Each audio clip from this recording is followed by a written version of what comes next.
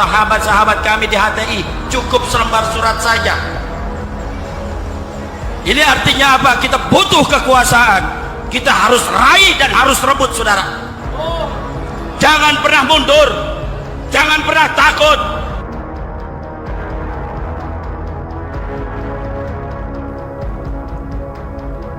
Ada sebuah fakta menarik yang rasanya perlu saya ceritakan di sini. Ini masih terkait dengan deklarasi pencapresan Anies di sebuah hotel beberapa hari lalu oleh sekelompok orang. Di acara tersebut sempat terjadi keributan kecil karena masalah atribut HTI. Kalau menurut saya, ini adalah pencitraan saja. Karena kalau memang benar mereka tidak mau ada atribut tersebut, harusnya dari awal mereka tidak membawa atribut-atribut tersebut. Ini hanya drama saja, biar terlihat kalau pendukung Anies menolak itu.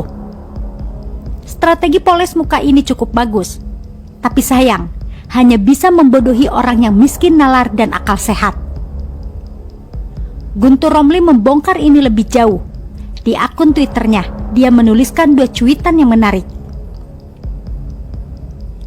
Di deklarasi pencapresan Anies kemarin yang ada bendera HTI, hadir Eka Jaya, pendukung khilafah dan geng 212. Tapi dia pula yang minta bendera HTI dicopot. Alasannya sayang Pak Anies. Padahal dia selama ini teriak-teriak itu bendera tauhid. Begitu isi cuitannya. Eka Jaya juga naik ke panggung dan membacakan deklarasi pencapresan Anies. Cek saja nama dia, pendukung khilafah, geng 212, dan pendukung Anies garis keras. Terus main drama pakai keributan segala. Selama ini dia akui bendera tauhid bukan bendera HTI. Kok minta disingkirkan? Katanya di cuitan selanjutnya. Ada yang kenal Eka Jaya? Saya sendiri juga nggak kenal. Tapi ada link berita yang membongkar jejak digital orang ini. Ternyata pengasong khilafah juga.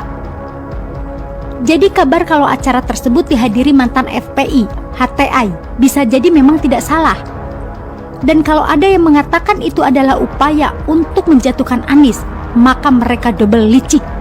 Selicik strategi untuk menang di Pilkada DKI 2017 lalu. Membuat drama murahan, lalu memelintir informasi yang menyesatkan masyarakat.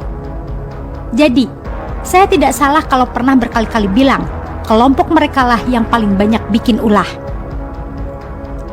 Jadi di link berita yang dimaksud, salah seorang netizen di media sosial membongkar jejak digital Ketua Panitia Reuni 212, Ustadz Eka Jaya, dengan mengunggah video ceramah lawas yang menyinggung soal HTI. Pada latar belakang video tersebut, juga terlihat spanduk bertuliskan, Peringatan Isra Mi'raj 2018, yang terpasang persis di belakang Eka Jaya berdiri. Dalam ceramahnya itu, dia bilang bahwa dirinya merindukan HTI. Agak sedikit berat, tapi sambil menghilangkan rasa kangen pada kawan-kawan HTI, sebetulnya sejak lama, sejak RUU APB, kata Eka Jaya.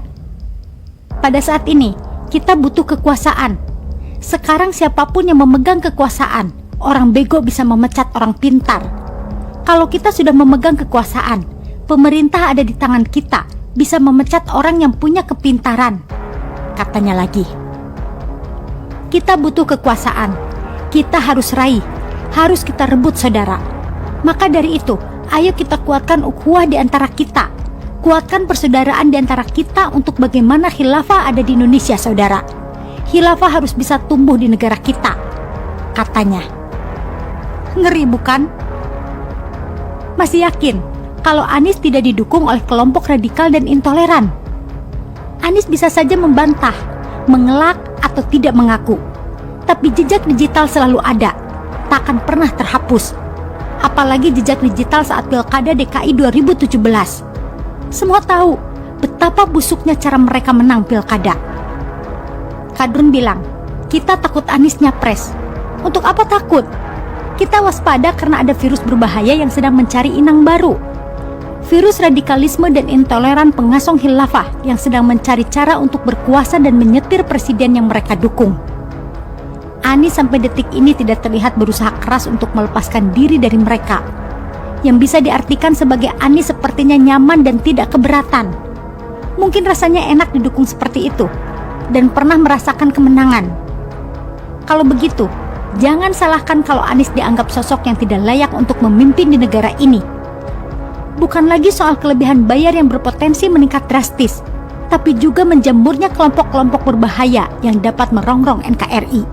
Ini tidak boleh dibiarkan.